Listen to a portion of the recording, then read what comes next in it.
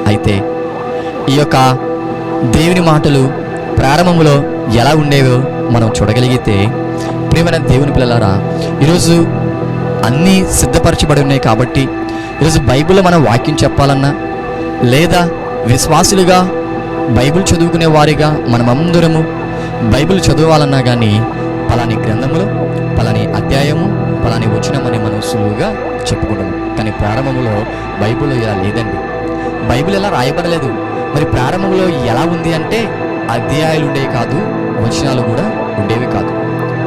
మరి ఈ రోజున అధ్యాయాలు వచనాలు ఎలా వచ్చాయి మనకి అనేది మనం చూడగలిగితే, 1238 సంవత్సరంలో బిషప్ స్టీఫెన్ లాంగ్టన్ అనే ఒక వ్యక్తి ఒకే పారాగ్రాఫ్ కూడిన ఈ యొక్క పుస్తకంలోని మాటలను కొన్ని అధ్యాయాలుగా ఉంటే బాగుంటుందని, చదవడానికి వీలుగా ఉంటుందని ఆలోచించి ఈ వ్యక్తి ఏం చేశాడంటే ఈ పుస్తకాలలో కొన్ని అధ్యాయాలను డిజైన్ చేశాడు.